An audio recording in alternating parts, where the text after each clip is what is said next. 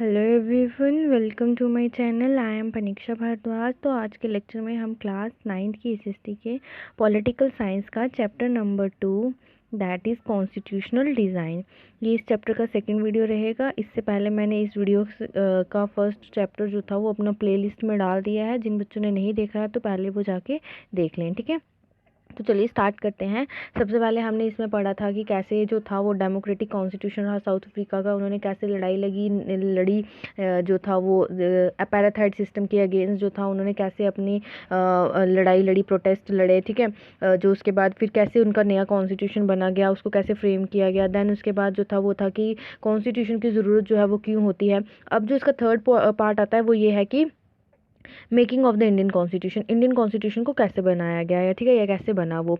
तो ये इसमें कुछ इंपॉर्टेंट पार्ट्स जो है वो देखने को मिलेंगे। इनका बहुत ही इंपॉर्टेंट रोल रहा कॉन्स्टिट्यूशन को बनाने में। जैसे अगर हम सरदार वल्लभ भाई पटेल की बात करें, ठीक है, तो सरदार वल्लभ भाई पटेल जो हैं, इनका जन्म जो था वो गुजरात में हुआ। ये हमारे minister of home, information and broadcasting in the interim government. Interim government वो गवर्नमेंट थी जब हमारी गवर्नमेंट मतलब इलेक्शंस नहीं हुए थे ना, उससे पहले की जो गवर्नमेंट थी ना, तो वो इंटरीम गवर्नमेंट के अंदर आती है।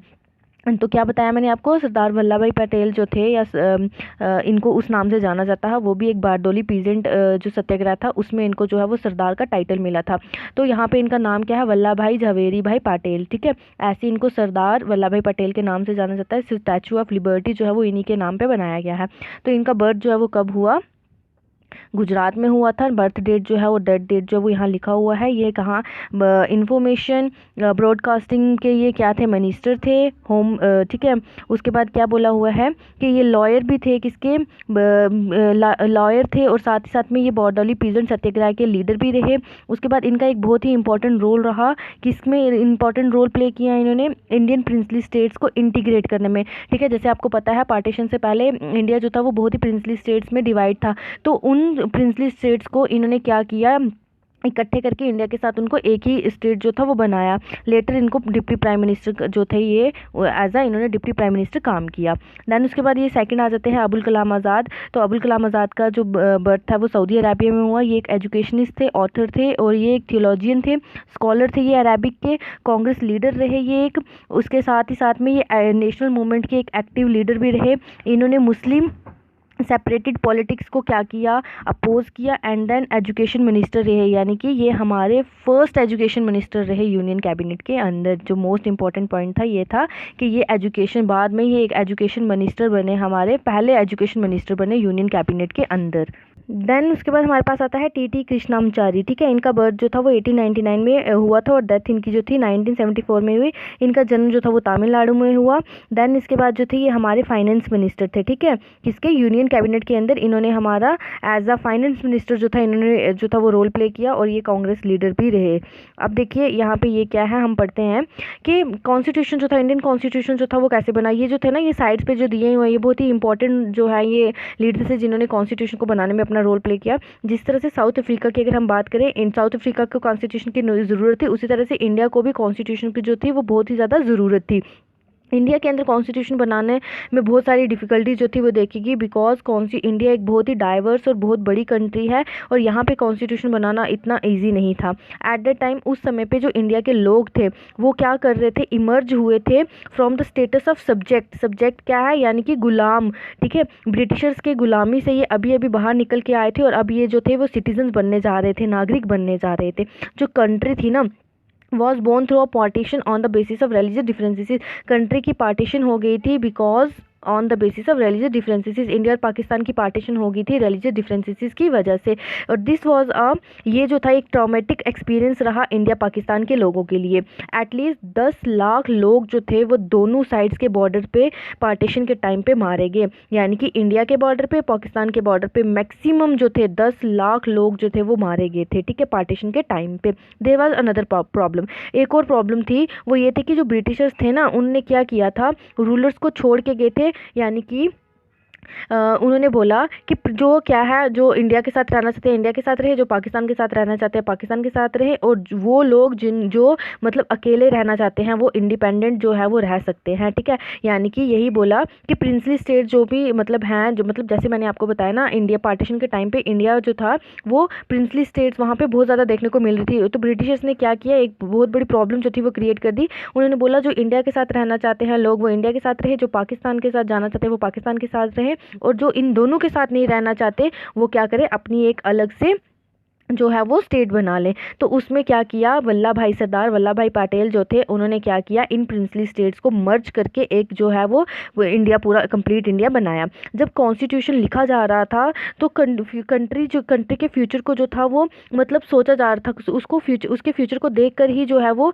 कॉन्स्टिट्यूशन लिखा गया। जो मेकर्स थे कॉन्स्टिट्यूशन के वो क्या कर रहे थे, बहुत ही ज़्यादा मतलब एंजाइटीज़ में थे प्रेजेंट और फ्यूचर, कंट्री के फ्यूचर को लेके, मतलब बहुत ही ज़्यादा परेशान हो रहे थे। अब क्या है आगे, द पार्ट टू कॉन्स्टिट्यूशन। अब कौन सा रास्ता जो था वो कॉन्स्टिट्यूशन की तरफ लेके जा रहा था। इन सभी डिफिकल्टीज को ले के बावजूद भी एक बहुत बड़ा एडवांटेज जो रहा इंडियन कॉन्स्टिट्यूशन के मेकर्स के लिए वो क्या था, कि जिस तरह से साउथ अफ्रीका के अंदर लोगों के बीच में मतलब हलचल थी, डिस्ट्रेस की भावना थी, उस तरह से यहाँ पे ये जो कंसेंसस था ये क्रिएट नहीं हुआ। ठीक है, लोग यहाँ पे जो थे वो ये नहीं सोच रहे थे कि इंडिया जो है वो डेमोक्रेटिक बनेगा भी नहीं, बनेगा या नहीं। ठीक है, इस तरह से लोग जो थे वो नहीं सोच रहे थे। Much of this consensus had evolve during the freedom of struggle. Consensus का यहाँ मतलब होता है एक मत। ठीक है, यानी कि सभी लोग जो थे वो एक ही चीज़ को सोच रहे थे कि हमारी कंट्री जो है वो अब क्या होगी, फ्रीडम स्ट्रगल्स हुए हैं। ठीक है, फ्रीडम स्ट्रगल्स हुए हैं, अब इन फ्रीडम स्ट्रगल्स के बाद हमारी कंट्री जो है यहाँ पे डेमोक्रेसी आएगी और यहाँ के लोग जो है वो आपस में अच्छे से रह पाएंगे। Our national movement was not merely struggle against a foreign rule. जो हमारी नेशनल मूवमेंट चलाई गई थी वो सिर्फ फॉरेन रूल के अगेंस्ट नहीं थी, बट वो स्ट्रगल जो था वो ये था कि हमारी कंट्री जो है उसको फिर से बनाना था, रीजेविनेट करना था, फिर से उसको नई तरीके से बनाना था, और यहाँ पे सोसाइटी और पॉलिटिक्स को चेंज करना था, ट्रांसफॉर्म करना था। बहुत सारे डिफरेंसेस जो थे वो इस फ्रीडम स्ट्रगल के लिए देखे गए, बहुत सारे ओपिनियन जो थे, अलग अलग ओपिनियंस देखे गए। ठीक है, इंडिपेंडेंस को लेके लोगों ने अपने अलग अलग राय दिए। देन उसके बाद क्या था, सच डिफरेंसेस एग्जिस्ट इवन टुडे। आज के टाइम पे भी अगर हम देखें इंडिपेंडेंस को लेके, या वैसे तो अभी हमारा देश आज़ाद हो चुका है, लेकिन अगर अभी भी हम देखें तो बहुत सारे डिफरेंसेस जो हैं वो आज भी हमें देखने को मिलते हैं। कुछ बेसिक आइडियाज़ जो थे वो एक्सेप्ट किए गए थे हर एक लोगों के द्वारा। जैसे एज फॉर, ये बहुत इंपॉर्टेंट पॉइंट है, इसको अच्छे से याद रखिएगा कि क्या है, as per back as in 1928 की अगर हम बात करें या उस समय भी देखें तो जो मोतीलाल नेहरू थे और उनके 8 और कांग्रेस लीडर जो थे उन्होंने क्या किया था, ड्राफ्ट किया था कॉन्स्टिट्यूशन को इंडिया के लिए। 1931 में जो रेजोल्यूशन था कराची सेशन का, इंडियन नेशनल कांग्रेस के अंदर जो कराची सेशन हुआ था उसमें एक रेजोल्यूशन दिया गया था जिसमें ये बताया गया था कि इंडिया को, इंडिपेंडेंट इंडिया के लिए कॉन्स्टिट्यूशन जो है वो कैसे मतलब होना चाहिए, ये कैसे बनना चाहिए। ड्राफ्ट का मतलब क्या होता है, ड्राफ्ट का मतलब होता है कि एक ढांचा। ठीक है, जैसे आपको हम कुछ टाइटल्स दे देते हैं, फिर हम बोलते हैं कि आप इन टाइटल्स के ऊपर, इन हेडिंग्स के ऊपर अब अपनी जो है वो व्यूज़ दो, अपने ओपिनियंस दो। उसी तरह से एक ढांचा जो था कॉन्स्टिट्यूशन का वो तैयार करके रख दिया था कराची सेशन में, वो ढांचा जो था वो तैयार कर दिया था। देन उसके बाद ये जो दोनों डॉक्यूमेंट्स थे ना, ठीक है, इनमें जो था मेन चीज़ें क्या रखेगी, पहले तो था कि यूनिवर्सल एडल्ट फ्रेंचाइज में ये था कि हर एक नागरिक जो कि जिसकी उम्र 18 साल से ऊपर है वो वोट दे सकता है। देन उसके बाद क्या था, राइट टू फ्रीडम, लोगों के जो अधिकार हैं उनको बचाया जाएगा। ठीक है, उनको आज़ादी दी जाएगी कि वो कहीं भी जा सकते हैं, कुछ भी कर सकते हैं। इक्वालिटी जो है उनको ये दी जाएगी, और साथ ही साथ में मिनॉरिटीज़ के राइट्स को प्रोटेक्ट किया जाएगा कॉन्स्टिट्यूशन, इंडिपेंडेंट इंडिया के कॉन्स्टिट्यूशन के अंदर। ठीक है, 10 सम बेसिक वैल्यूज जो थी, जितने भी ये जो बेसिक वैल्यूज थी, ये बेसिक वैल्यू कौन कौन सी थी, universal adult franchise, right to freedom, equality and to protecting the rights of minorities. ये जो बेसिक राइट्स थे या बेसिक वैल्यूज थी, इनको जो है वो सभी लीडर्स के द्वारा एक्सेप्ट किया गया कॉन्स्टिट्यूटेंट असेंबली के बनने से पहले, या कॉन्स्टिट्यूटेंट असेंबली के कॉन्स्टिट्यूशन बनाने से पहले। जब ये कॉन्स्टिट्यूशन असेंबली, यानी कि जितने भी जो है कॉन्स्टिट्यूशन बनाने वाले मेंबर्स को या कॉन्स्टिट्यूशन बनाने वाले लोगों को क्या नाम दिया है, कॉन्स्टिट्यूटेंट असेंबली। ठीक है, फिर आगे क्या बोल रहे हैं कि जो ये फैमिलिटी थी, political institution of colonial rule also help develop an agreement over the institutional design. Constitution को बनाने में ये जो कॉलोनियल रूल जो था, इसके इंस्टीट्यूशन ने भी बहुत इंपॉर्टेंट रोल जो था वो अपना प्ले किया। कैसे किया वो हम आगे पढ़ेंगे। जो ब्रिटिश रूल था ना, उसने क्या किया था, voting rights only to a few, जो ब्रिटिशर्स थे उन्होंने क्या किया था, कुछ ही लोगों को वोट देने का अधिकार दिया था। ऑन दैट बेसिस, उन्हीं उसी बेसिस पे ब्रिटिशर्स ने क्या किया, एक बहुत ही वीक लेजिस्लेचर को बनाया। इलेक्शन जो थे 1937 में हेल्ड किए गए to provincial legislatures and ministries all over British India. क्या है कि ब्रिटिशर्स के द्वारा इलेक्शन जो थे वो 1937 में किए गए प्रोविंशियल लेजिस्लेचर के लिए और मिनिस्ट्री के लिए पूरे ब्रिटिश इंडिया के अंदर, क्योंकि तब हमारा देश जो था वो आज़ाद नहीं हुआ था, इसलिए ब्रिटिशर्स जो थे उन्होंने इन इलेक्शंस को कंडक्ट करवाया था। ये जो इलेक्शंस जो कंडक्ट करवाए गए थे ना, ये फुल्ली डेमोक्रेटिक नहीं थे और ना ही इन्होंने क्या किया, फुल्ली डेमोक्रेटिक गवर्नमेंट जो थी उसको बनाया। बट ये जो एक्सपीरियंस था, इस एक्सपीरियंस से इंडियंस जो थे वो बहुत ही ज़्यादा क्या हुए, अवेयर हुए और उन्होंने इसी चीज़ को जो था वो अपने कॉन्स्टिट्यूशन के अंदर डाला। यानी कि आपको बोला ना, आपको पता है कि आपका कॉन्स्टिट्यूशन जो है वो खरीदा हुआ इन द सेंस कि बोरो किया हुआ है।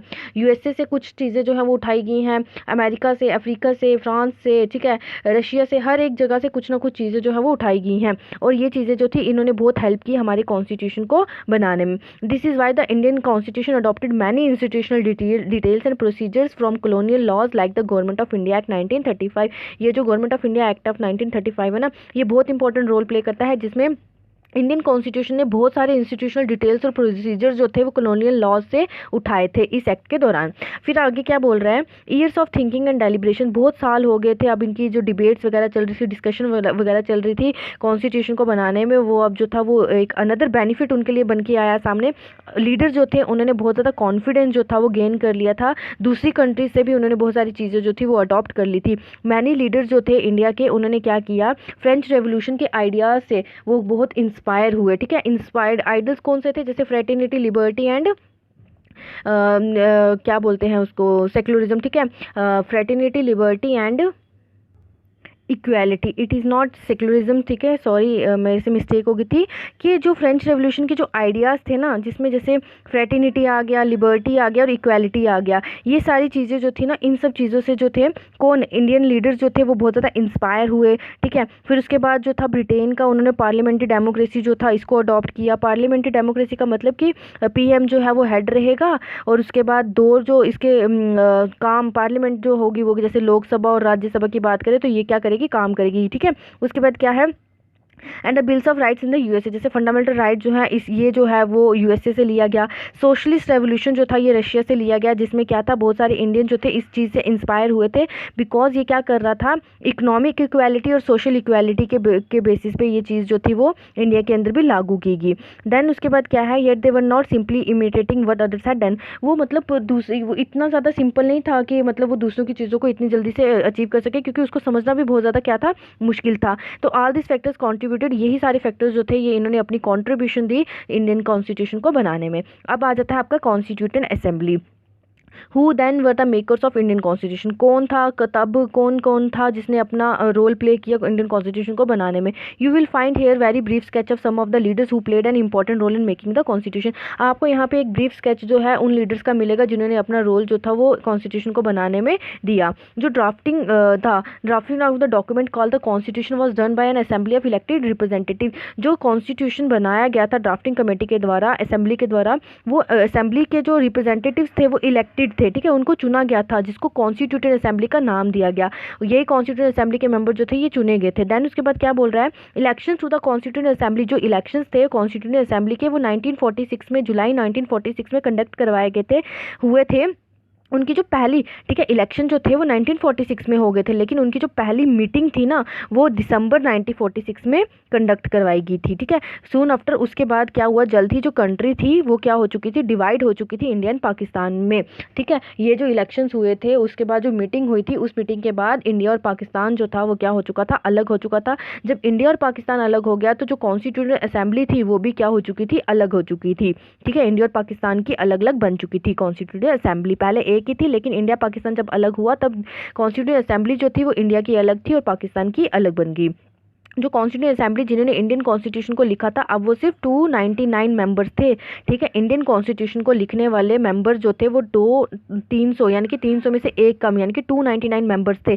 जो असेंबली थी उन्होंने कॉन्स्टिट्यूशन को अडॉप्ट किया 26 नवंबर 1949 में, यानी कि ये जो कॉन्स्टिट्यूशन था 26 जनवरी 1949 में बन के सामने आ चुका था। यानी कि इसने लगभग 2 ईयर्स, ठीक है, 11 मंथ्स एंड 18 डेज जो था वो लिया कॉन्स्टिट्यूशन को बनाने में। ड्राफ्टिंग कमेटी ने इतना टाइम जो था वो लिया कॉन्स्टिट्यूशन को बनाने में, और फाइनली 26 नवंबर 1949 में आपका कॉन्स्टिट्यूशन बन के सामने आ गया। लेकिन उसको फोर्स में कब डाला गया? 26 जनवरी 1950 में, ठीक है। तभी इस दिन को जो है वो सेलिब्रेट किया जाता है एज अ रिपब्लिक डे। हर साल जो है वो 26 जनवरी को रिपब्लिक डे सेलिब्रेट किया जाता है, बिकॉज इस दिन हमारा कॉन्स्टिट्यूशन जो था उसको क्या किया गया था? अडॉप्ट किया गया था। देन आगे क्या बोल रहा है? Why should we accept the constitution made by this assembly.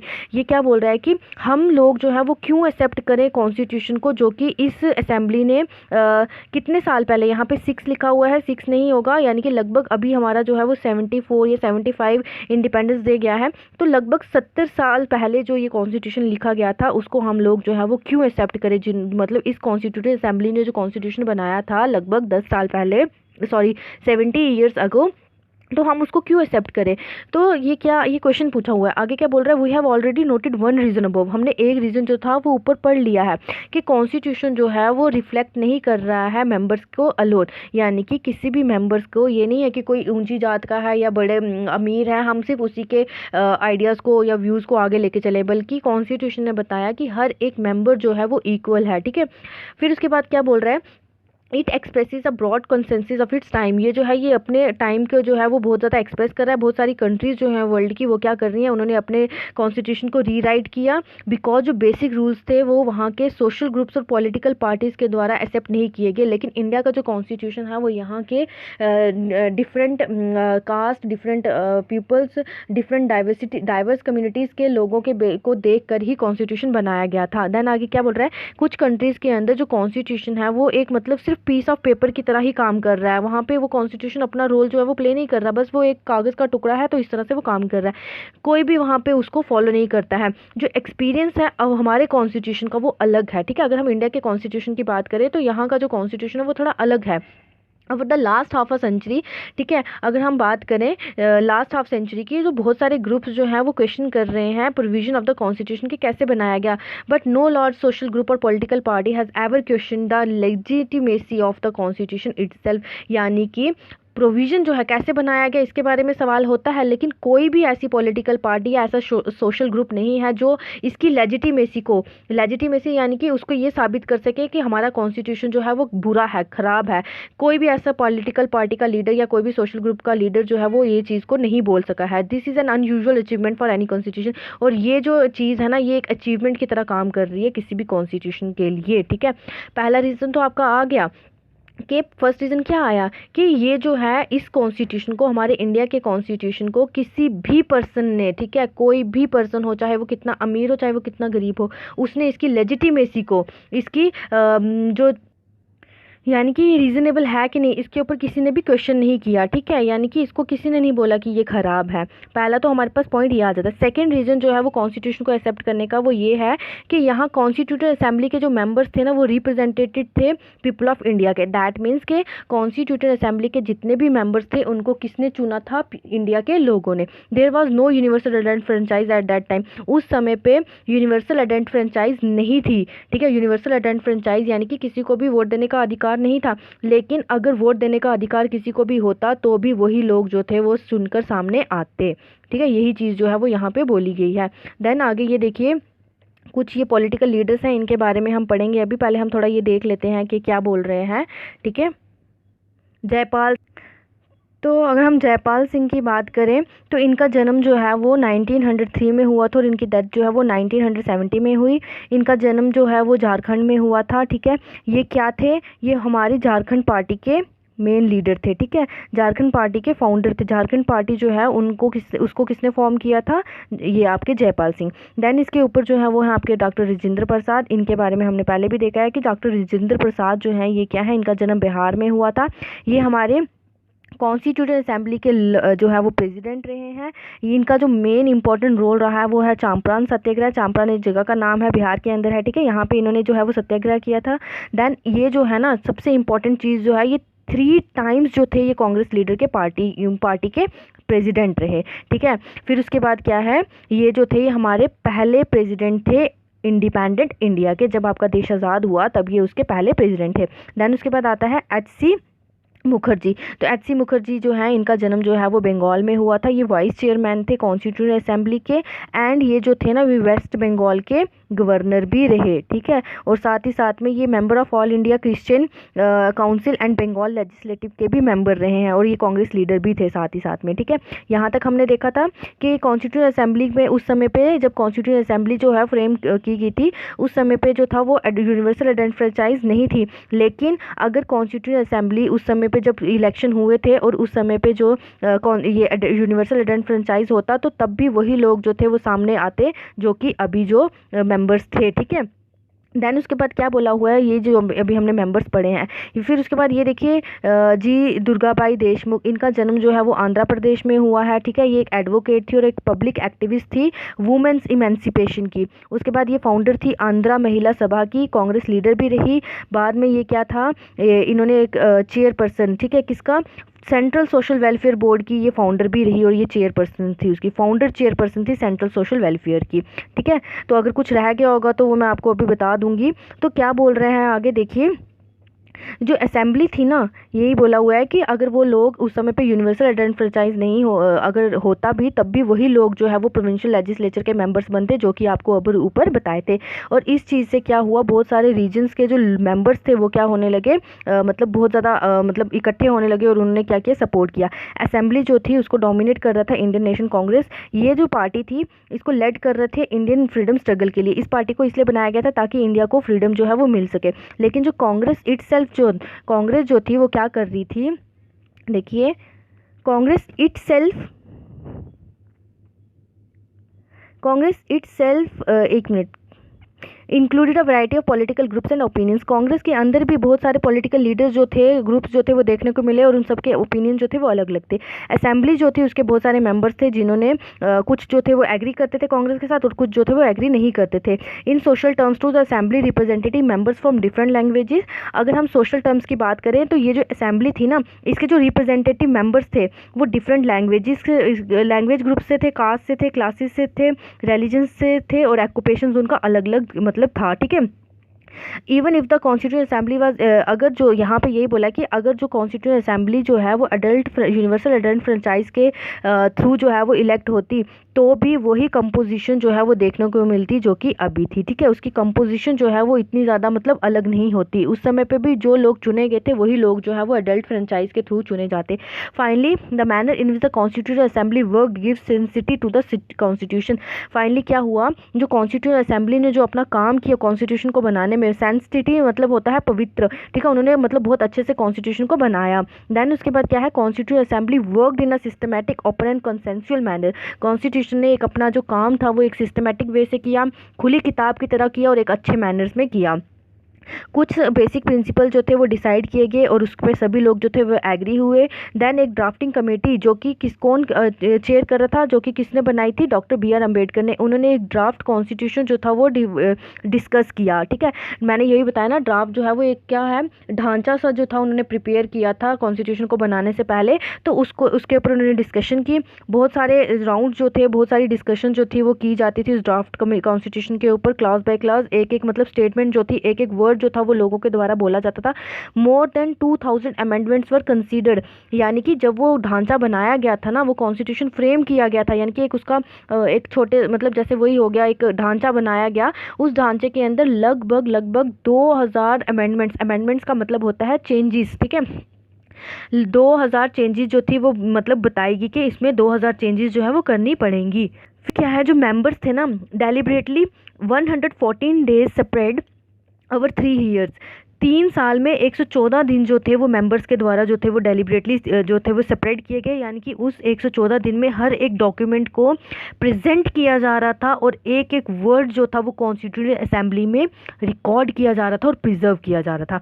यानी कि जो वो ड्राफ्ट बनाया गया था, उस ड्राफ्ट को बनाने के बाद 114 दिन, यानी कि लगभग अगर हम 3 साल की बात करें तो 114 दिन जो थे वो मतलब स्पेंड किए गए एक कॉन्स्टिट्यूंट असेंबली में मतलब मीटिंग्स होती थी, उन मीटिंग्स में जो था उस डॉक्यूमेंट को प्रेजेंट किया जाता था, उनको है रिप्रेजेंट किया जाता था, और उस डॉक्यूमेंट के अंदर जितने भी वर्ड्स थे उनको एक एक वर्ड को जो था वो बोला जाता था, और उन वर्ड्स को जो है वो रिकॉर्ड किया जाता था और प्रिजर्व किया जाता था।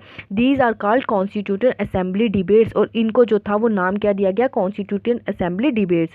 व्हेन प्रिंटेड, जब इसको प्रिंट किया गया तो 12 बल्कि वॉल्यूम जो थी वो इस डिबेट्स की सामने आई। ठीक है, वो जो मैंने अभी आपको बताया ना 2000